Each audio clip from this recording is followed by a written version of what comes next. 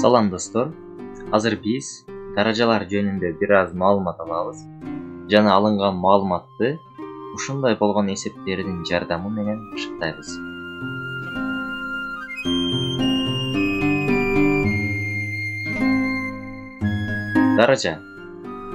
Даража бул бир эле санды өзүн кайра көбөйтүү амалы.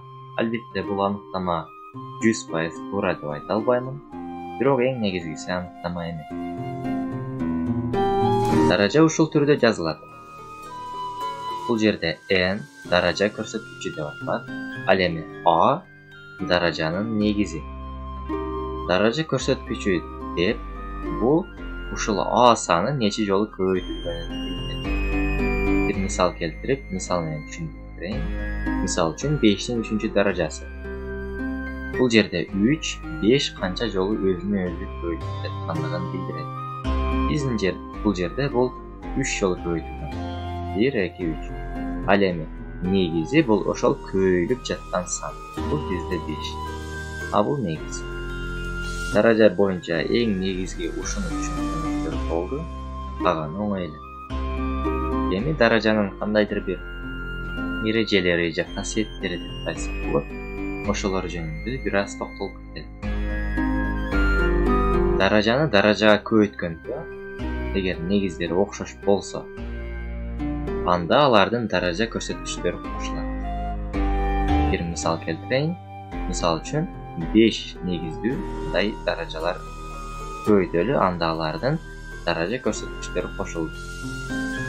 Бирок бул жерде бул түрдөгү мисал берилсе, мисал 5-тин 3-чү даражасы көбөйтүлгөн 4-тин 2-чиси.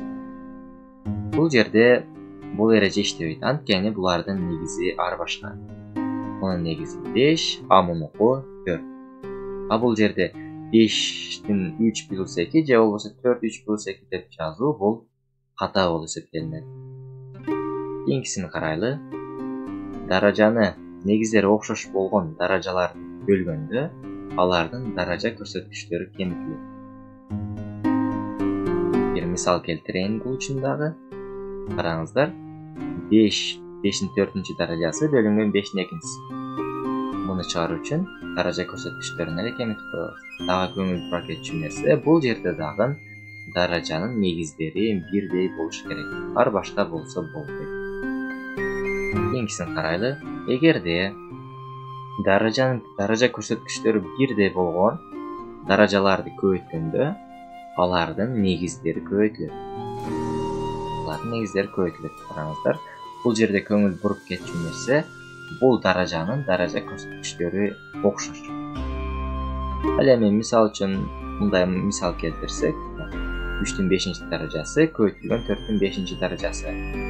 Бул жерде 3-тү 4-кө көбөйтүп 12-нин 5-чи даражасы деп жазып алсак болот. Бул туура. Бирок, караңыздар, мындай бир даража берилсе, бул жерде даража көрсөткүчтөрү ар башка, өзүңүздөр көргөндөй. Бирок анын негиздерин көбөйтүп эле 20-нын 3-чүсү же болбосо 20-нын 2-чиси деп жазып алууга болбойт. Бул ката болуп эсептелинет. Кийинкиси бул ошо даражанын көрсөткүчтөрү окшош болгон сандарды, даражаларды бөлгөндө алардын негиздерин гана бөлүп. Бул түрдө. Бир мисал келтирейин. Караңыздар, 4-тин 5-чи даражасы бөлүнгөн 2-нин 5-чи даражасы. Бул жерде жөн гана негиздерин бөлүп 2-нин 5-чи даражасы деген жоопту алдым. Бул жооп туура болуп эсептелет.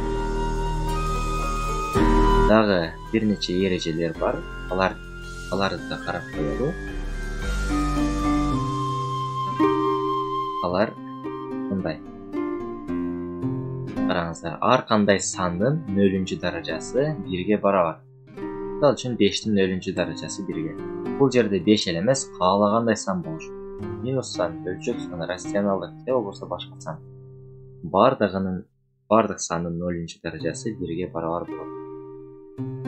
Мисал үчүн мындай бир туюнтма болсун, туюнтманын деле 0-чү даражасы 1-ге барабар. Эми дагы бир нерсе, ар кандай сандын 1-чи даражасы ал сандын өзүгө барабар. Же болбосо каалагандай сан өзү жеке ушундай турган абалда анын биринчи даражасы деп жазсак деле болот. Мисалы үчүн 5-тин биринчи даражасы 5ке барабар. Же болбосо 5 барабар 5-тин биринчи даражасына. Дагы бир айта кетчү нерсе, эгерде бул сандын алдында кандайдыр бир белги болсо, оң же терс, минус, плюс деген белги болсо, жана ал даражанын даража көрсөткүчү жут сан болсо, жыйынтык ар дайым оң сан чыгат. Ар дайым оң сан. Анткени бир мисал менен түшүндүрөйүн. Минус 5-тин 6-чы даражасы дейли. Анда бул жерде бизде 5-тин 6-чы даражасына барабар болот деп сан. Анткени бул жерде караңыздар, биринчи эки санды көбөйткөндө бул жердеги минус плюска айланат. Бул жыйынтык плюс сан чыгат, оң сан башкача айтканда. Ал эми бул экөөнү көбөйткөндө анда деле оң сан чыгат. А бул экөө оң сан. Демек бардыгы оң сан чыкты. Демек жыйынтык дагы оң сан болуп чыгат.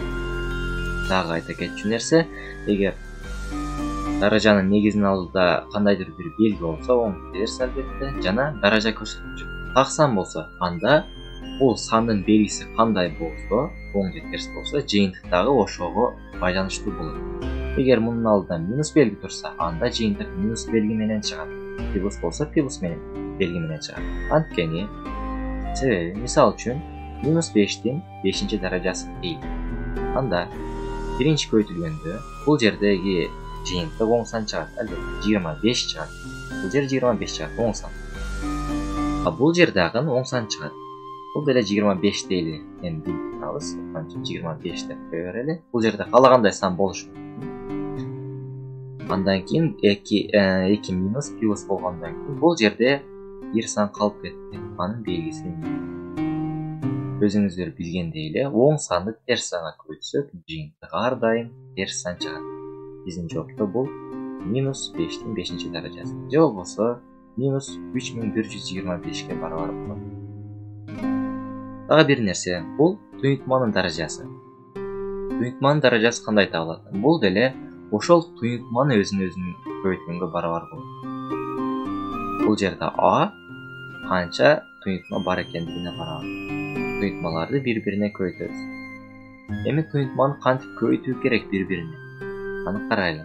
Мисалы үчүн, m плюс n'дин квадраты дейли. Аны кантип квадратка көтөрөбүз?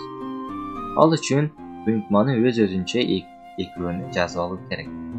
Жана бул жерде көбөйтүү бар. Аны жазбай койсок деле болот. Эми кантип көбөйтүү керек?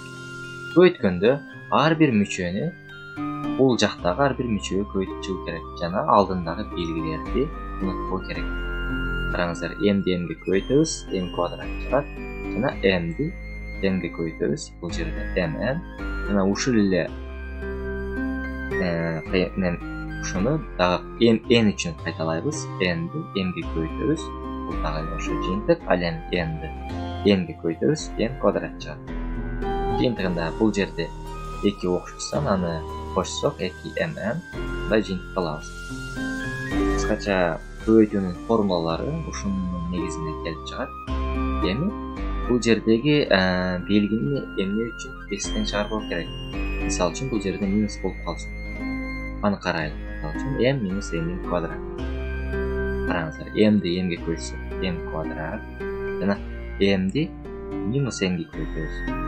Анда минусту плюска көбөйткөндө минус сан чыгат. Ошондуктан минус mn деп жаздым. Ал эми m'ди көбөйтөбүз. M'дин алдында минус бар. Ошондуктан аны m'ге көбөйткөндө дагы эле минус mn чыгат. Эми караңыздар, m'ди m'ге көбөйткөндө экөөнүн тең алдында минус белгиси бар. Ошондуктан алардын жыйынтыгы плюс сан болот. Жана бул m квадратка барабар болот. Кыскача көбөйтүүнүн формулалары ушунун эле жардамы менен чыгарылат. Дагы бир нерсени айтып кетүү керек, бул даражанын даражасы. Ушундай түрдө жазылса, муну даража көтөрүү деп коюшат. Анда кашанын сыртында турган даража менен бул ичинде турган даража көбөйткөн. Ушундай болуп көбөйтүлөт. Менин оюмча бардыгы түшүнүктүү болду деп ойлойм. Эми бир мисал келтирели. Бул жерде 2-3 даражасы кашанын ичинде турат. Ал эми бул жерде 2-даража. аны кантип даражага көтөрүү керек? Бул үчүн болгону 3-т 2-ге көйтүп коюу жетиштүү.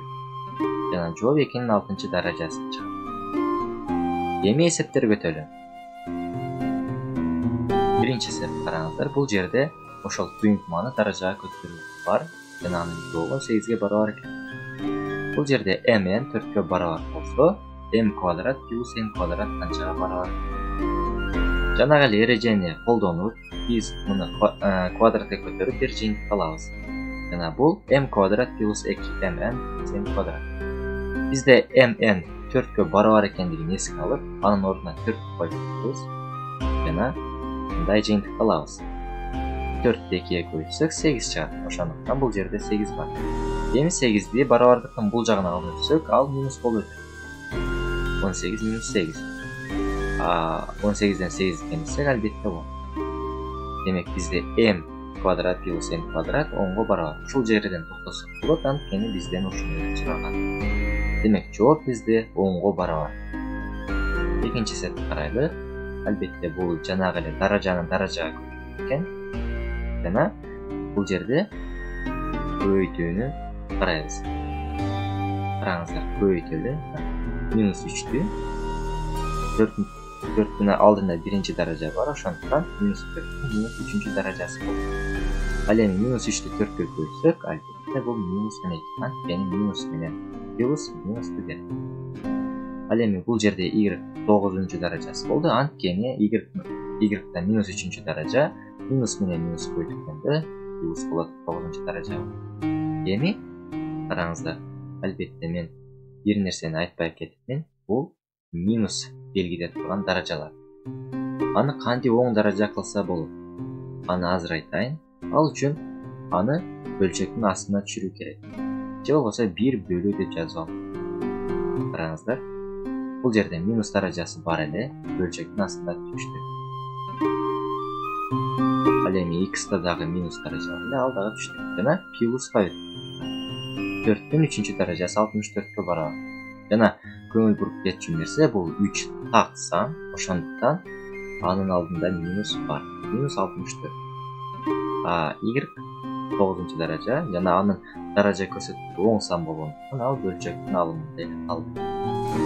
Демек жооп бизде ушундай түрдө болот. Кийинки эсепти карайлы. Бул жерде бизде ушундай болгон эки шарт берилген жана 81-дин эминчи даражасын табуу керек. Албетте муну тамырларды колдонуп оңой чыгарсак болот, бирок азыр биз даража түрүндө чыгарабыз. Жана айтып кетчү нерсе, тамырлар жөнүндө дагы мен сабак даярдаганмын. Ал сабак ушул каналдан тапсаңыздар болот. Азыр биз даражалар боюнча чыгарабыз. Эң алгач аны бул түрдө бөлүп жазып алабыз. Жана биз айткандай эле, бул бөлчөк ушундай болуп бөлүнөт. Бөлчөктөр мындай болуп бөлүнөрүн билбесеңиз, албетте бөлчөктөр жөнүндө сабак бар. Бул каналдагы видеолордон көрсөтөт. Эми жана эле биз айтып өткөн эрежелер боюнча бул даражаны даражага көбөйтүп, даража көрсөткүчтөрү кошулат. Демек, аны бул түрдө жазып алсак болот. Бул жерде минус бар, ошондуктан ал бөлчөккө келет. Эми бул жерден 3-түн мындай даражасын табабыз керек. Эмне үчүн? Анткени бизде 81-дин эминчи даражасын сурап жатат. Ал эми бул жерде n жок. Ошондуктан биз nди кандайдыр бир жол менен жоготуп алуубуз керек. Мунун эң жакшы жолу бул жерден дагы ушундай даражаны табып, бул жактан дагы ушундай санды табып, аны бири-бирине барабарлап. Мисалы үчүн караңыздар. Бул 3-түн 2ден n-чи даражасы буга барабар. Ушул эле санды биз мунун ордуна алып келип койсок болот.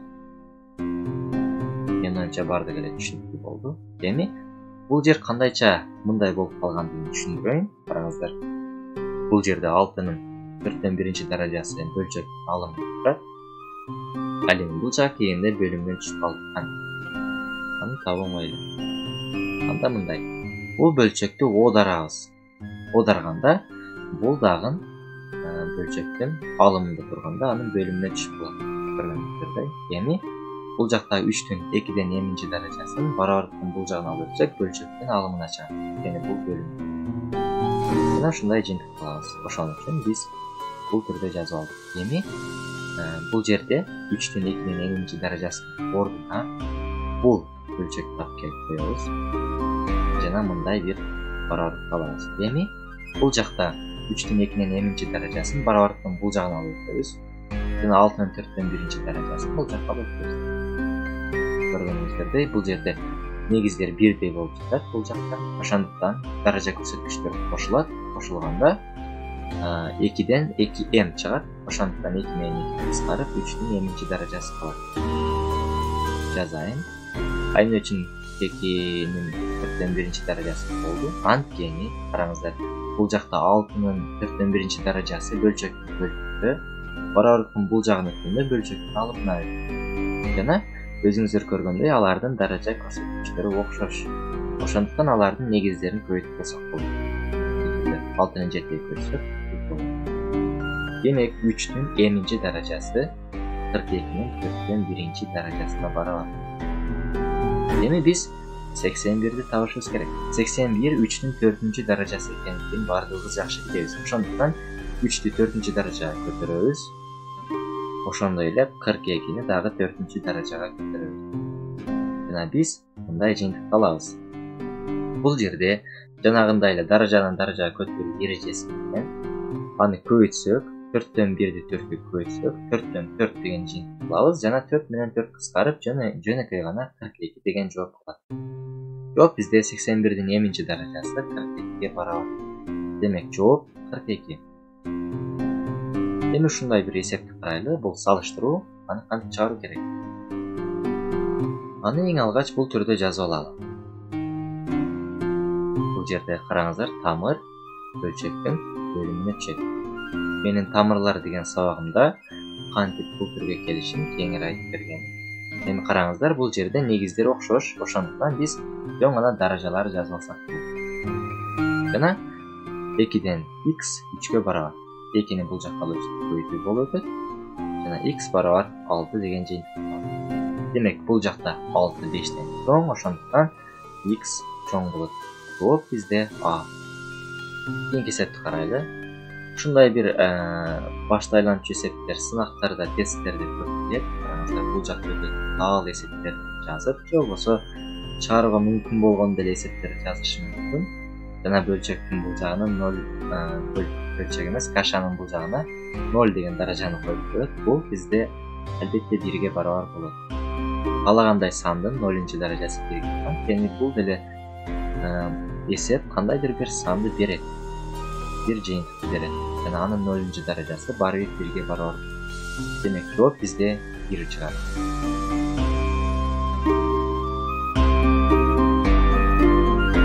Бул видео сиз үчүн пайдалуу болгон болсо, лайк басып, каналга катталууну унутпаңыз. Жана албетте Telegram каналга да катталыңыздар. Көңүл бурганыңыз үчүн чоң рахмат. Кайрадан көрүшкөнчө.